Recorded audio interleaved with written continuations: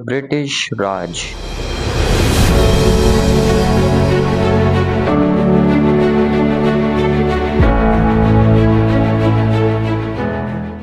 ये वो एम्पायर थी जिसने एक्चुअल में इंडियंस को और सब कॉन्टिनेंट के लोगों को रियलाइजेशन दिखाई थी कि एक्चुअल में मुग़ल एम्पायर जो थी वो सिर्फ एक रिवोल्ट या फिर एक अटैक की मार थी। क्योंकि यहाँ पे जो है आहिस्ता आहिस्ता जैसे जैसे मुग़ल एम्पायर का डिक्लाइन हुआ वैसे वैसे हमें ब्रिटिश की जो है राइजिंग नज़र आने को दिखी, लेकिन ऑब्वियसली उसमें अंदर रिवोल्ट हुआ था। जो बहुत सारे मुग़ल्स के जो क्लोज लोग थे उन्होंने छोड़ दिया था, या फिर उन्होंने जो है इंफॉर्मेशन अप टू मार्क नहीं रखी थी जानबूझ के। जो वकील थे, जो मनसबदार थे, उन्होंने जो है इंफॉर्मेशन अपने एम्परर को जो है वो सही नहीं दी थी, जिस वजह से जो राइजिंग थी ब्रिटिशर्स की वो ईस्ट से स्टार्ट होती है, सूरत से, and then they rise overall. और किस तरीके से उन्होंने अपना कंट्रोल पूरे सब कॉन्टिनेंट पे आहिस्ता आहिस्ता किया और अपने रिफॉर्म्स को और अपने कल्चर को प्रमोट किया, जो कि आज तक जो है इस रीजन के अंदर इफ़ेक्ट लाता है। और किस तरीके से जो है ब्रिटिश राज आज भी जो है सब कॉन्टिनेंट के अंदर चल रहा है, but in the form of different leaders and different governors. और लोगों को जो है अभी तक इस चीज़ का रियलाइजेशन नहीं हो रहा है। और क्या ये पॉसिबल है कि सेम इसी तरीके से कोई एक रिवोल्ट जो है आने वाले फ्यूचर में हमें देखने को मिल सकता है। कहानी शुरू होती है अर्ली 1600s के अंदर, जब ब्रिटिशर्स जो हैं वो ईस्टर्न साइड की तरफ आए थे अपनी ट्रेडिंग पर्पसेस के लिए। क्योंकि उस वक्त जो है ब्रिटेन के अंदर हालात जो है इकनॉमिकली ज़्यादा स्ट्रॉन्ग नहीं था। वो लोग को डिपेंडेंट होना पड़ रहा था डच के ऊपर और पोर्चुगीज़ के ऊपर, जो कि ख़ुद ट्रेड जो है वो यहीं इंडिया पे ही आके किया करते थे और फिर जाकर वहाँ पे बेचा करते थे। तो ब्रिटिशर्स ने जो है अपना एक तो सबसे पहला ये अपना कल्चर तो उनका सबसे एक मेन गोल होता ही था, लेकिन साथ ही साथ में उन्होंने अपने ज़रूरत को पूरा करने के लिए जो है यहाँ पे ये लोग आए थे अकबर के दौर में। अब उस वक्त जो है इन्होंने ईस्ट इंडिया कंपनी जो है वो क्वीन एलिजाबेथ वन ने फॉर्म की थी, जो कि बेसिकली एक ग्रुप ऑफ मर्चेंट्स हुआ करता था, आके ट्रेडिंग किया करते थे, जो कि बेसिकली स्पाइसेस होते थे, कॉटन होता था, डाइज होते थे, वो चीज़ें जो कि ब्रिटेन में नहीं हुआ करती थी। फिर ये रॉ फॉर्म में ये मटेरियल्स वहाँ ले जाकर ये उसको एक फिनिश गुड्स में, एक अच्छे प्रोडक्ट में लेकर जो है मार्केट के अंदर बेचा करते थे। अब उस वक्त जो है ब्रिटिशर्स को कंपटीशन जो है डच से और पोर्चुगीज़ से बहुत ज़्यादा था, क्योंकि ऑलरेडी वो लोग वहाँ पे ट्रेडिंग कर रहे थे। जिस वजह से इन्होंने क्या किया कि Aahista Aahista without any information उन्होंने पहले डच से लड़ाई की, फिर पोर्चुगीज़ से लड़ाई की, और फिर वो खुद सोल पावर रह गए पूरे सब कॉन्टिनेंट के अंदर ट्रेडिंग के लिए। और क्योंकि बाकी के साथ उन्होंने जंग लड़ी। अब वो जंग किस इन सेंस ये लड़ी कि वहाँ के जो लोकल नवाब थे उनके साथ उन्होंने डील करके, उनको ब्राइब करके जो है उनके अगेंस्ट जो है रिवोल्ट किया था। तो ये इस तरीके से इन्होंने जो है पावर वहाँ पे गेन की थी। अब मुग़ल जो थे वो इन्वॉल्व थे इंटरनल कॉन्फ्लिक्ट्स के अंदर अपने छोटे ट्राइब्स के साथ और दूसरे माइनॉरिटीज़ के साथ, तो जिस वजह से उन्होंने जो है सदर्न एंड पे ध्यान नहीं दिया और एक ऐसी पावर फिर राइज हुई जो कि उनके भी कंट्रोल से बाहर हो गई। सिर्फ उनके कंट्रोल से बाहर नहीं हुई बल्कि लोकल रीजन से भी बाहर हो गई। तो ब्रिटिशर्स का ईस्ट इंडिया कंपनी का मकसद ये नहीं भूलना चाहिए कि उनका मकसद सिर्फ ट्रेड था, ट्रेडिंग पर्पसेस था। अब मैं इस टाइमलाइन में सारे इवेंट्स अगर एक एक करके हाईलाइट करने जाऊँ तो ये वीडियो बहुत ज़्यादा लंबी होगी, और इन दी एंड फिर मुझे आपको ये भी बताना है कि जो है अभी तक किस तरीके से ये ब्रिटिश राज सब कॉन्टिनेंट के अंदर स्पेसिफिकली जो है वो चल रहा है। तो खैर एनीवेज, तो पावर जो है वो राइज का उसका होना ये सिर्फ एडमिनिस्ट्रेटिव फेलियर नहीं था एम्पायर का, बल्कि जो लोकल लोग थे वो खुद चाहते थे कि किसी तरीके से ये लोग आ जाएं। अब उसकी एग्जांपल है बैटल ऑफ प्लेसी हुई थी, बैटल ऑफ बक्सर हुई थी। ऐसी जो बैटल जो बंगाल के अंदर ज़्यादा कैरी आउट हुई थी under the leadership of the east Indian commander Robert Clive, वो बैटल्स रीज़न बनी मेजरली पावर का राइज होने का। उसकी वजह ये है क्योंकि बंगाल जो था वो उस वक्त सबसे हार्ड था लिटरली मुग़ल एम्पायर का, क्योंकि सारी रिसोर्सेज, इंडस्ट्रीज़ जो जितनी भी इंडस्ट्रीज़ थी वो सारी की सारी वहीं पर हुआ करती थी। पैसा सारा मुग़ल्स का जो है ट्रेजरी में वो आता ही बंगाल से था, जो कि ब्रिटिशर्स ने अपने कंट्रोल के अंदर ले लिया था। तो मुग़ल एम्पायर जो है वो आहिस्ता आहिस्ता करके जो है एबॉलिश हो गई और ब्रिटिशर्स जो है छोटे छोटे वॉर्स के थ्रू प्रिंसेस, लोकल प्रिंसेस को, नवाब्स को जो है बहका के, ब्राइब करके जो है उन्होंने बेसिकली अपने अंडर किया और अपने प्रेशर में रखा। और एक पपेट्स जो हैं उन्होंने समझा, हम कह लें कि बिठा दिए एज अ गवर्नर कि ये चीज़ ना दिखाई जाए कि हमने जो है आगे इन्वेजन किए, बल्कि आपके लिए हमने सिर्फ एक मदद की है एक ऐसी एम्पायर से जान छुड़ाने के लिए जो कि आप लोग को फेवर नहीं दे रही थी। ब्रिटिशर्स की बहुत स्मूथली उनकी पावर जो है वो राइज़ हो रही होती है और एक नया उरूज उनको जो है वो मिल रहा होता है। उसी बीच में जो है इंडियंस जो कि एक आज़ाद सोच रखते थे, जिसमें आप अगर कुछ नाम लेना चाहें तो वो है मंगल पांडे हैं इंडिया के, और रानी लक्ष्मीबाई हो गई, और नाना नाना साहेब। ये सारे जो हैं मतलब इनकी जो सोच थी वो एक आज़ाद सोच थी, जिस वजह से 1857 के अंदर एक वॉर होती है जो कि बेसिकली जिसको हम नाम देते हैं वॉर ऑफ इंडिपेंडेंस। इसके अंदर बेसिकली आप कह लें कि वीकेस्ट वर्सेस द स्ट्रॉन्गेस्ट की ये जो है वो बैटल होती है। कोई बैलेंस नहीं होता वेपनरी का, एमुनिशन का, मशीनरी का। ये जंग बेसिकली एक स्पिरिट की ज़्यादा थी, स्पिरिट वाइज जो है वो ज़्यादा मोटिवेटेड थे Indian side rather than the British. उसकी रीज़न भी आप ये कह सकते हैं कि उनको जो है उनके ख़यालात जो है वो डिफरेंट हुआ करते थे from the British. All the British की जो पावर थी वो बहुत ज़्यादा थी और वो लोग जो है ज़्यादा टाइम तक स्टैंड नहीं कर पाए थे, और जिस वजह से जो झांसी की रानी लक्ष्मीबाई थी वो ऐसा माना जाता था कि उनके अंदर जो क्वालिटीज़ एक मेन सोल्जर के अंदर हुआ करती थी वो क्वालिटीज़ उनके अंदर भी हुआ करती थी। तो बड़ी ब्रेवली जो है वो लड़ती हुई जो है वो वहीं पे उस वक्त शहीद हो गई थी और अपना स्टेट बचाने के लिए वो शहीद हो गए। और फिर ब्रिटिशर्स ने जो है वो झांसी अपने अंडर कर लिया। सिराजुद्दौला की एग्जांपल्स हैं, I am just gonna take their names और आपको फिर आपके दिमाग में और आपके सामने जो है वो सारी स्टोरी आ जाती है जो आप लोग हिस्ट्री की किताबों में पढ़ते थे। अब इस सारा का खैर मकसद बताने का जो है वो आज के टाइम पे कनेक्ट करना है। तो खैर ये वॉर होती है और इस वॉर में जो है कोई डिसीजन नहीं होता, लेकिन एक चीज़ ज़रूर होती है कि ब्रिटिशर्स को ये चीज़ रियलाइज़ हो जाती है कि जो इंडियंस हैं वो इनको आगे जाके और प्रॉब्लम क्रिएट करेंगे। जिस वजह से उन्होंने इंडियंस को खुश रखने के लिए उन्होंने क्या किया, उन्होंने अपना एक इंडस्ट्रियल रिवोल्यूशन अपने ब्रिटेन के स्टेट में लेकर आए। जो बात मैं कह रहा था कि रॉ मटेरियल जो है वो ईस्ट इंडिया कंपनी लेकर जो है ब्रिटेन जाया करती थी और फिर उसको फिनिश गुड्स में बनाया करती थी, वही सेम चीज़ उन्होंने जो है अब इंडिया के अंदर भी करना शुरू कर दी। वो इंडस्ट्रीज़ यहीं सेट करते थे, सारे प्रोडक्ट्स सब कुछ फिनिश होके सिर्फ वो लोड होता था और ब्रिटेन जाता था। इस चीज़ से जो है आसपास के एरिया के अंदर भी एक डिफरेंस आया करता था। वो डिफरेंस ये होता था कि जो गरीब फार्मर्स थे, पेजेंट्स थे, उनको फ़ायदा इस चीज़ का मिल जाता था कि जो है उनकी, क्योंकि अब सप्लाई रॉ मटेरियल की जो है वो डिमांड ज़्यादा हो जाया करती थी। लेकिन क्योंकि अब मशीनरी आ गई थी, एडवांस थोड़ी हो गई थी टेक्नोलॉजी प्रीवियसली, क्योंकि पहले जो है फॉर एग्जांपल लेट्स से एक फार्म लैंड के ऊपर 10 बंदे लगा करते थे एक खेती करने के लिए। तो अब वो बंदे जो है एक एडवांस टेक्नोलॉजी मशीनरी की वजह से जो है वो 5 हो गए, 3 हो गए। तो इससे जो है बहुत ज़्यादा नुकसान वहाँ के लोकल लोगों को उठाना पड़ा। वो बेचारे गरीब थे और ब्रिटिशर्स की पॉलिसीज़ में एक जो बहुत मशहूर पॉलिसी है द डॉक्ट्राइन ऑफ लैप्स, जिसके अंदर अगर कोई भी शख्स मर जाता है या फिर XYZ उसकी डेथ हो जाती है या लैंड उसका जो है वो खाली रहता है, उसका कोई वारिस नहीं होता, कोई हेयर नहीं होता, तो वो ज़मीन जो है अल्टीमेटली ब्रिटिशर्स के पास चले जाया करती थी। आज की गवर्नमेंट के लॉज के अंदर भी कई मुल्कों में ऐसा है कि अगर किसी का कोई वारिस नहीं है या कोई ब्लड रिलेशन नहीं है तो वो ज़मीन जो है वो गवर्नमेंट के पास चली जाती है। अमेरिका में भी ये लॉ आई थिंक अभी रिसेंटली पास हुआ है कि अगर किसी का कोई वारिस नहीं है या कोई कुछ नहीं है तो वो ज़मीन गवर्नमेंट के पास चली जाएगी। तो ये पॉलिसीज़ अप्लाई करके ब्रिटिशर्स ने जो है अपनी पावर फुल ऑन गेन कर ली, क्योंकि लोकल लीडर्स और लोकल प्रिंसेस तो फुली सपोर्टिव थे उनके साथ। तो जो आज़ाद ख्याल वाले लोग थे वो हमेशा इस चीज़ में सप्रेस हुआ करते थे, यानी कि कोई अगर अपनी ज़मीन नहीं दे रहा। मैं आपको एग्जांपल देता हूँ दोबारा से, टीपू सुल्तान एक बहुत बहादुर जो है अपने वो लीडर थे। उन्होंने जो है आखिरी दम तक जो है लड़ाई की, कभी भी उन्होंने जो है अपना सर झुकाया नहीं और आखिर मोमेंट तक जो है वो बैटल ऑफ श्रीरंगपट्टनम में जो वो लड़ते रहे और फिर अल्टीमेटली वो शहीद हो गए। तो ये बेसिकली ये एक एग्जांपल्स होती हैं जो कि आपको जगाती हैं, आपके अंदर एक जुनून, एक जज्बा पैदा करती हैं कि यार अगर आज आप नहीं बोलोगे आप अपने लिए, तो फिर कल आप कैसे एक्सपेक्ट कर सकते हो कि यार ये आने वाली जो यूथ है, ये जो आने वाले लोग हैं, ये हमारे लिए बहुत ज़्यादा फ़ायदेमंद होंगे।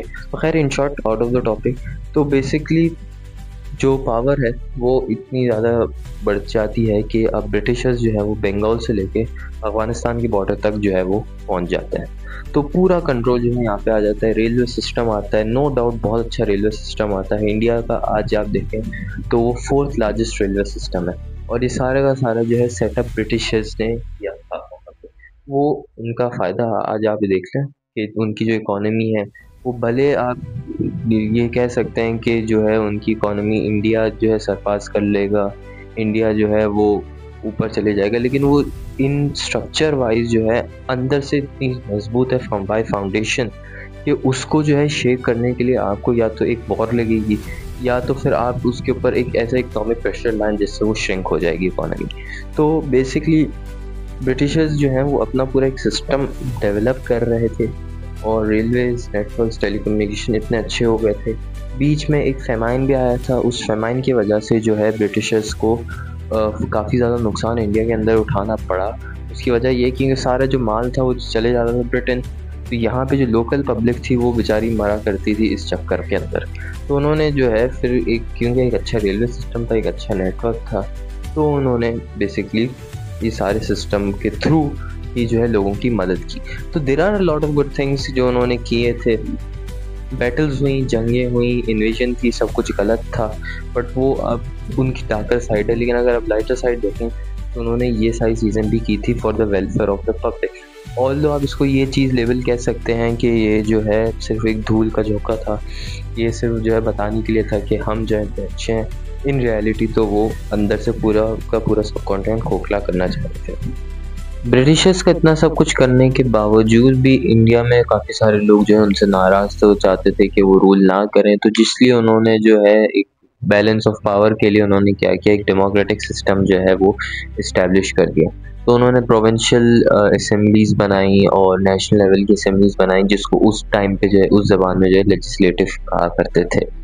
तो बेसिकली एक पार्टी फॉर्म हुई थी जो कि एक ग्रुप ऑफ कॉलेज के, यूनिवर्सिटी के स्टूडेंट्स थे, उन्होंने जो है ये मिल के फॉर्म की थी। और एक ब्रिटिशर थे एलन ऑक्टेवियन ह्यूम, इन्होंने जो है इन लोगों ने मिलके एक पार्टी फॉर्म की थी जिसका नाम था ऑल इंडिया कांग्रेस। अब ये पार्टी जो है पूरे इंडिया के राइट्स को रिप्रेजेंट किया करती थी। इस पार्टी के अंदर मुस्लिम्स भी हुआ करते थे, इसके अंदर हिंदूज भी हुआ करते थे, और पार्टी के अंदर जो है एक बाय टाइमली जो है इलेक्शन भी हुआ करेगा जिसमें प्रेसिडेंट इलेक्ट होगा पार्टी का।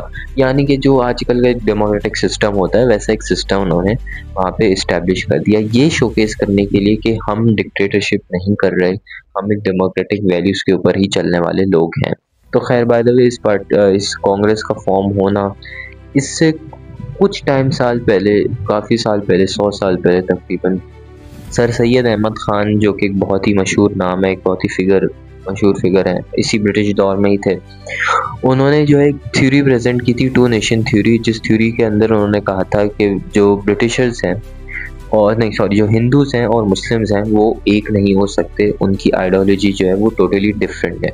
वेराज मुस्लिम्स के जो फेस्टिवल्स होते हैं आप देख रहे हो कितने डिफरेंट होते हैं कंपेयर टू द हिंदूज़ का जो 2 फेमस फेस्टिवल्स हैं वो हैं होली और दिवाली, और मुस्लिम से जो 2 फेमस फेस्टिवल्स हैं वो हैं एक तो है ईद उल फितर, यानी कि जो रमज़ान के बाद जो ईद होती है, और एक होती है ईद उल अज़हा जिसमें हम कुर्बानी वाली ईद होती है।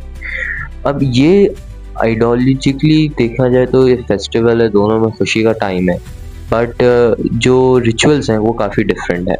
वेर बकरा ईद के ऊपर हिंदुओं के लिए तो सबसे ज़्यादा सेक्रेड है टाइम, उसके अलावा उनके लिए जो है सब कुछ वही है। वेर एज मुस्लिम्स के लिए जो है इसमें कोई रिस्ट्रिक्शन नहीं है, नथिंग लाइक दैट, आप कुछ भी कर सकते हैं। तो यहाँ पे जो है एक डिफरेंस जो है वो रिलीजियसली भी आता है और एक रिचुअल वाइज भी आता है। तो इसलिए उन्होंने ये सब चीज़ों को देखते हुए कि ये डिफरेंस जो है लोगों के अंदर बहुत ज़्यादा है हिंदू और मुसलमानों में, तो ये एक कौम नहीं हो सकती। तो आप कह सकते हैं कि उन्होंने जो है तकरीबन कोई पाकिस्तान के बनने से 200 साल पहले ही एक हिंट दे दी थी ये जो है मुस्लिम्स के लिए एक सेपरेट होमलैंड होना ज़रूरी क्यों है। और फिर आगे जाके आपने देखा कि कांग्रेस अब फॉर्म हो गई। अब क्योंकि मेजॉरिटी इंडिया के अंदर वो हिंदूज़ की हुआ करती थी, तो जो माइनॉरिटीज़ के राइट थे वो बिल्कुल ही आप समझ लें ज़ीरो, नल बटा नल के बराबर थे।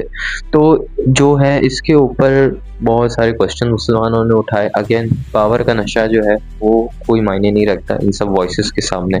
तो जो हिंदूज़ के लीडर हुआ करते थे उस वक़्त, वो एक्सट्रीम अप्रोच रखने वाले, अब मैं उनमें नाम लूँ, मोहन मालवीय है, मोतीलाल नेहरू हो गए, महात्मा गांधी हो गए, ये सारे जो है वो एक्सट्रीमिस्ट अप्रोच रखने वाले थे। वेर इनका माइनॉरिटीज़ का क्या होना क्या नहीं होना चाहिए उससे कोई लेना देना नहीं था। तो बेसिकली फिर इसके बाद जो है मुसलमानों में और ज़्यादा एक डिफरेंस पैदा हुआ कि भाई ये हमारे राइट्स जो हैं वो प्रोटेक्ट होने कितने ज़रूरी हैं। तो फिर आगे हम इसी वीडियो में डिस्कस करेंगे कायद आज़म ने इसी मूवमेंट को किस तरीके से पाकिस्तान मूवमेंट कन्वर्ट करके पाकिस्तान की जो इंडिपेंडेंस है वो ली थी। तो खैर ये पार्टी फॉर्म हो गई। अब इसमें इलेक्शन होंगे। इलेक्शन जो है वो कोई मेरे ख्याल से जो पहला इलेक्शन हुआ था वो कोई पार्टी के फॉर्म होने के 50 साल बाद हुआ था। तो इसी से आप अंदाज़ा लगा लें कि सिस्टम कितना इनका जो है वो फेवर करता था सिर्फ ब्रिटिश को ही, इंडियंस को नहीं। इंडियन सिविल सर्विस उसके अंदर जो है इंडियंस कितने इलेक्ट होते थे, मैक्सिमम 5 या 6, इससे ज़्यादा नहीं, वो भी ब्रिटिश डोमिनेटेड था। तो जो मेन ऊपर की जो पावर थी, जो कि सारा फाउंडेशन हुआ करती थी, वो सारी ब्रिटिश के पास थी। वरस लो पावर जैसे कि आप कह लें आज के ज़माने में एनवायरनमेंट मैनेजमेंट हो गई, क्लाइमेट चेंज के ऊपर जो लोग बात करते हैं टेक्नोलॉजी के लिहाज से, या फिर आप कह लें वो छोटे छोटे स्मॉल पावर, वो सारी जो है वो इंडियंस को दिया करते थे ताकि ये आइंदा जो है कोशिश ना करें ब्रिटिशर्स के अगेंस्ट रिवोल्ट करने के लिए। तो खैर तो ये जो है एक डेमोक्रेटिक सिस्टम उन्होंने जो है वो वहाँ पे इस्टेब्लिश कर दिया था। बात करते हैं टोटल सिर्फ पाकिस्तानी लीडर्स यानी कायद आज़म, अल्लामा इकबाल और मुस्लिम लीडर्स के जो ख्यालात थे इस ओवरऑल ब्रिटिश सिचुएशन के ऊपर।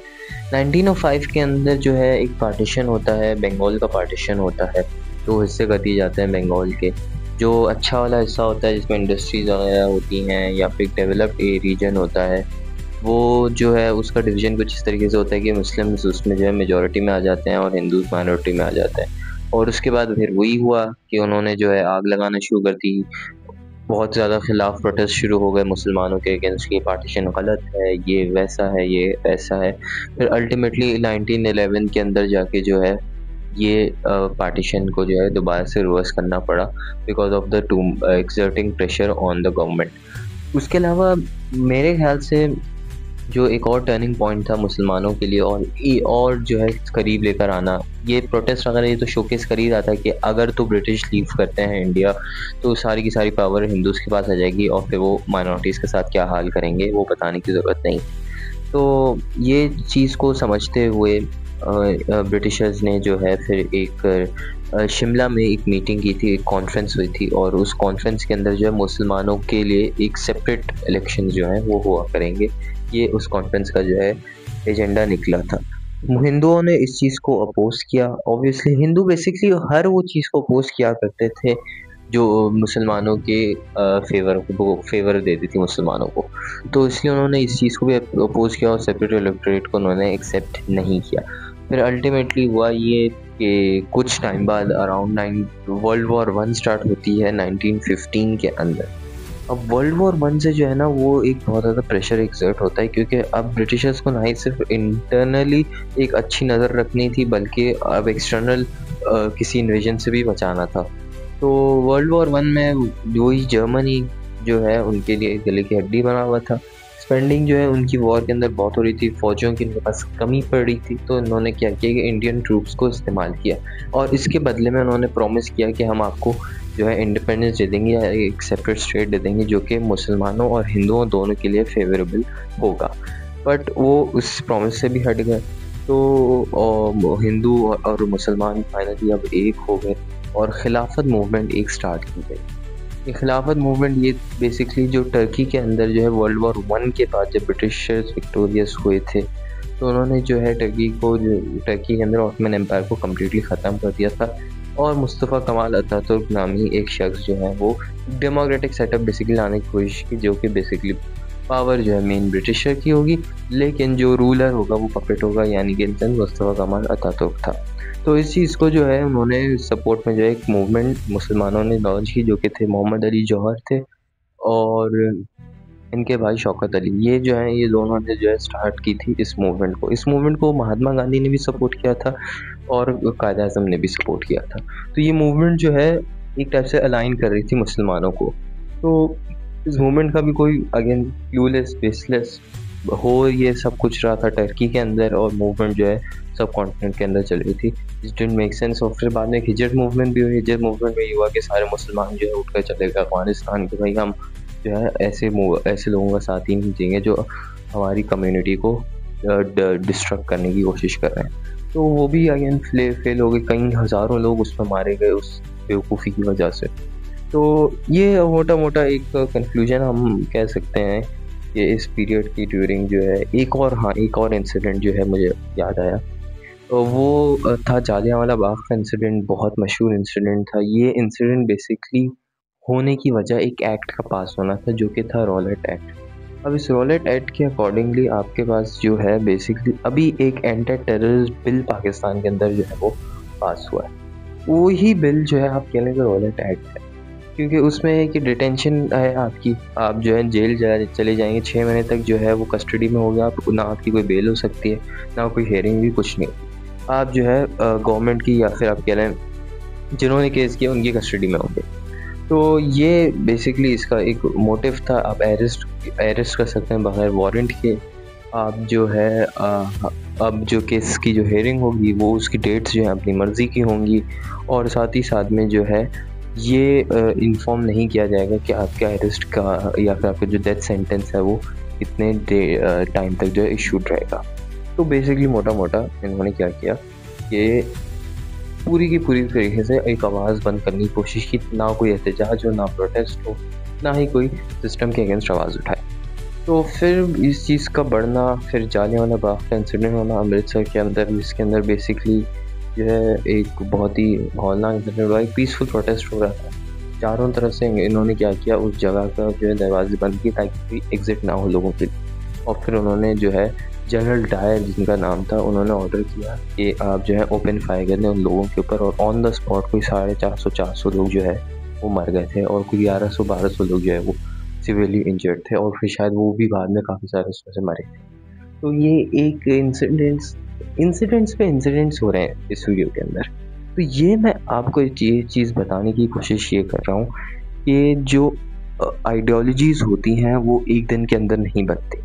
उनके लिए पब्लिक को इन्वॉल्व होना पड़ता है, रिस्पॉन्सिबिलिटीज़ होती हैं, और सिस्टम के अगेंस्ट आपको सबसे पहले तो एक अच्छा ऐसा हैवी प्रूफ प्रोवाइड करना होता है जो कि विथस्टैंड कर सके आने वाली जनरेशन के लिए भी। यानी कि आप एक बहुत ही अच्छी आइडियोलॉजी लेकर आएंगे तो वो नस्लन चलती रहेगी। 37 के अंदर जो इलेक्शंस होते हैं इंडिया के अंदर, उसमें जो है कांग्रेस जीत जाती है। ऑब्वियसली मेजॉरिटी वो होती है, तो इसलिए उनको जो है मेजॉरिटी मिलने से वो पावर में आ जाते हैं। तो मेन जो पावर है वो कांग्रेस के पास आ जाती है। तो इसके बाद जो है कांग्रेस का जब रूल स्टार्ट हुआ तो मुसलमानों के अगेंस्ट जो है काफ़ी सारे जुल्म होना शुरू हो गए थे। जैसे कि मस्जिदों के अंदर जो है वो पिग्स को छोड़ दिया जाता था, मुसलमानों को जानबूझ के तंग किया जाता था। ईद के टाइम पे जब खुशी का मौका होता था तो अनरेस्ट क्रिएट किया जाता था, बॉम्ब ब्लास्ट हो गए या फायरिंग हो गई या फिर कुछ, मतलब किसी भी तरीके से तंग करते थे। तो ये इनका जो रूटीन था ये बढ़ता गया, और जब पावर इनके सर के ऊपर चली गई तो उन्होंने जो है मुसलमानों को सेपरेट जो है अपने जो कि शिमला एक्सपीडिशन में प्रॉमिस किया गया था कि सेपरेट इलेक्टोरेट मुसलमानों के होंगे, वो भी इन्होंने नहीं करवाए थे। ऑल्दो मुसलमानों की पावर कुछ एरियाज़ में थी, जैसे कि बंगाल के ईस्टर्न रीजन हो गया, वहाँ पे मुसलमानों की मेजॉरिटी थी, और फिरोज़पुर हो गया, यानी कि जहाँ जहाँ पे मुसलमान ज़्यादा रहा करते थे वहाँ पे जो है मुसलमानों की ही गवर्नमेंट थी। बट अगेन वो मीनिंगलेस थी क्योंकि मेजर पावर जो थी वो कांग्रेस के पास ही थी। अब इस चीज़ को देखते हुए कायद आज़म ने क्या किया, उन्होंने जो है एक एक्शन डे अनाउंस किया था, direct action day against the government. तो फिर उसमें जो है उन्होंने प्रोटेस्ट किया। उस प्रोटेस्ट में भी अगेन वही हुआ जो रॉलेट एक्ट के अकॉर्डिंगली चल रहा था। ऑल्दो रॉलेट एक्ट डिसमिस हुआ नहीं था। गवर्नमेंट ऑफ इंडिया एक्ट जब 1935 में आया था, उसी रॉलेट एक्ट के अंदर कुछ एक्सक्लूजन्स कुछ इंक्लूजन्स जो हैं वो की गई थी, मतलब मॉडिफाई किया गया था उसी एक्ट को। तो खैर उसी एक्ट को यूज़ करते हुए फिर मुसलमानों को अरेस्ट कर लिया गया, कायद आज़म खुद भी अरेस्ट हो गए, और फिर इन दी एंड जब चीज़ें बहुत ज़्यादा मतलब आउट ऑफ कंट्रोल हो गई, एक तो ब्रिटिशर्स के ऊपर उस वक्त जो है वर्ल्ड वॉर 2 का भी प्रेशर था। नए नए वो जंग जो है वो जीत के आए नहीं थे, मतलब कि हिटलर जो है वो बहुत ज़्यादा पावर उसकी जो है वो स्ट्रांग हो रहा था, अपने एरियाज रीजनल पावर बन रहा था, और ब्रिटेन के लिए जो है वो मुश्किल हो रहा था इंटरनली जो है एक कॉन्फ्लिक्ट को संभालना की साइड पे आ जाएगी। तो ये पार्टीशन कुछ इस तरीके से हुआ। ऑल्दो ये पार्टीशन बिल्कुल ही आउट ऑफ द कॉन्टेक्स्ट था, ना इसका कोई सर ना पैर कुछ भी नहीं था, मतलब कि पाकिस्तान का एक हिस्सा जो है वेस्टर्न एंड पे तो दूसरा ईस्टर्न एंड तकरीबन कोई 2000 किलोमीटर दूर है। तो इसमें गवर्नेंस एडमिनिस्ट्रेशन, इसलिए आपने आगे जाके देखा कुछ ही साल बाद आफ्टर 20-25 ईयर्स जो है फिर हमारे पास जो है बांग्लादेश का फॉर्मेशन देखने को हमें मिलता है, जो कि इन रियलिटी जो है या तो आप इंडिया को ही दे देते वो पार्ट, या फिर ये कर सकते थे कि उसको एक अलग ही सेपरेट स्टेट कर देते। तो ये जो है कायदे आज़म का जो प्लान था, जो आइडियोलॉजी थी, हम कायदे आज़म की जब अपनी उनकी पर्सनल लाइफ डिस्कस करेंगे तो हम एक एक पॉइंट डिस्कस करेंगे। नेहरू रिपोर्ट हो गया, आपके पास लखनऊ पैक्ट हो गया, और जो जो उन्होंने एग्रीमेंट्स किए थे ब्रिटिश के साथ, हिंदूज के साथ और पाकिस्तान मूवमेंट के लिए, तो इसमें जो है कायदे आज़म को विक्टोरियस आप कह सकते हैं, ऑल्दो उन्होंने ये डील करके किया था। प्लस ब्रिटिशर्स के ऊपर जो है वो बहुत ज़्यादा बर्डन हो रहा था, प्रेशर पड़ रहा था, क्योंकि ऑब्वियसली एक इतनी बड़ी स्टेट को संभालना आसान नहीं होता। प्लस आपके पास जो है एक्सटर्नल मसले मसाइल भी इतने ज़्यादा हैं, आप अपनी कंट्री की इकोनॉमी को भी देख रहे हो, आपकी कंट्री खुद एक वॉर के अंदर है, तो ये चीज़ जो है वो उनके लिए आसान नहीं होती गई।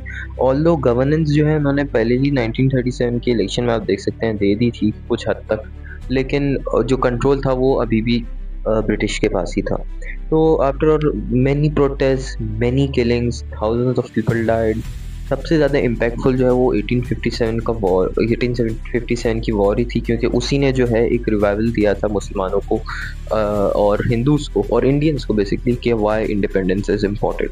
तो खैर इस सब चीज़ों में जो विक्टोरियस रहते हैं वो मेरे ख्याल से कायदे आज़म और इंडिया से ज़्यादा जो है वो ब्रिटिश रहते हैं। अब उसकी वजह ये है, उसकी वजह इसलिए यूँ है कि ब्रिटिश जो है वो उन्होंने अपनी मर्ज़ी से जो है एक प्लान बनाया, ना मुसलमानों का उसके ऊपर कोई अगर मुसलमानों का कोई इख्तिलाफ रहता भी था तो उसको नज़रअंदाज कर दिया जाता था। हिंदूज़ जो है वो ऑलरेडी खुश थे, क्योंकि उनके पास जो है बड़ा रीजन ही आ रहा था। तो सीधी सी बात है, उन्होंने जो है अपनी मर्ज़ी से पार्टीशन किया था। तो ये जो है एट द एंड हम ये कंफ्यूजन निकाल सकते हैं। अब how this rule is still going on in India and Pakistan. अब आप देख लें, इतने सारे मैंने आपको एक्ट्स बताए, मैंने आपको जो है क्या क्या हुआ दौर में ये बताया। आप आज फास्ट फॉरवर्ड 2025 में कर लें, आपको पाकिस्तान में भी नज़र आता है, कहीं पे पीसफुल प्रोटेस्ट होता है, चलें पॉलिटिकल छोड़ दें आप, एक पैलेस्टाइन और इसराइल के मामले पे प्रोटेस्ट होता है, वहाँ पे पुलिस की जो है वो रेड हो जाती है, पुलिस जो है लाठी चार्ज करना शुरू हो जाती है, प्रोटेस्ट को ख़त्म कर देती है। Although this protest was against the truth, with the truth sorry. तो ये एक पाकिस्तान की साइड है। दूसरी तरफ बिल्स भी पास करे जा रहे हैं पार्लियामेंट के अंदर, गवर्नमेंट के अंदर, सिर्फ एक अपोजिशन को ऑप्रेस करने के लिए कि ये किसी तरीके से पावर में ना जाए। तो बेसिकली वो खौफ है, वो एक डर है कि जो है हमारी जो गवर्नमेंट है वो कहीं चली ना जाए, पावरलेस ना हो जाए, क्योंकि जो अपोजिशन है वो वन टाइम है, मतलब अगर वो एक दफ़ा पावर में आ गई तो फिर अगले 10-12 साल जो है उन्हीं के होने वाले पावर के अंदर, क्योंकि उन्होंने आइडियोलॉजी और एक थिंकिंग ऐसी डेवलप करती है नेशन के अंदर कि जो है अब नेशन आगे ना पीछे देखती है, बस उसी एक पार्टी को जो है सपोर्ट करती है। Similarly if you go in India के अंदर जो है वोट चोरी के आजकल देख रहे हैं कि राहुल गांधी जो है वो वोट चोरी के जो इल्ज़ामात हैं बीजेपी की गवर्नमेंट के ऊपर लगा रहे हैं। ये चीज़ 1937 के इलेक्शन में भी हुई थी, रिगिंग का जो है बहुत बड़े इल्ज़ामात हुए थे। चले मैं 1937 छोड़, 1947 में जब इंडिया के अंदर इलेक्शंस हुए थे तो जवाहरलाल नेहरू जो है वो एक्चुअल में विनर थे ही नहीं। एक्चुअल में विनर जो थे वो सरदार वल्लभ भाई पटेल थे, लेकिन महात्मा गांधी की वजह से उन्होंने कहा था कि जो इंडिया को जो है वो जवाहर की ज़रूरत है और कांग्रेस को जो है वो सरदार वल्लभ भाई पटेल की ज़रूरत है। इस पॉइंट ऑफ व्यू से नेहरू गॉट आई थिंक 2 या 3 वोट आए थे उनके, और सरदार वल्लभ भाई के जो है 14-15 वोट आए थे। मतलब कमेटी ने उनकी पूरी जो है वोट किया था कि किसको प्राइम मिनिस्टर बनाना है। ऑब्वियसली उस वक्त ना कोई प्रिपरेशन थी, कुछ नहीं थी, जनरल इलेक्शन, एक जनरल बॉडी इलेक्शन करा सके।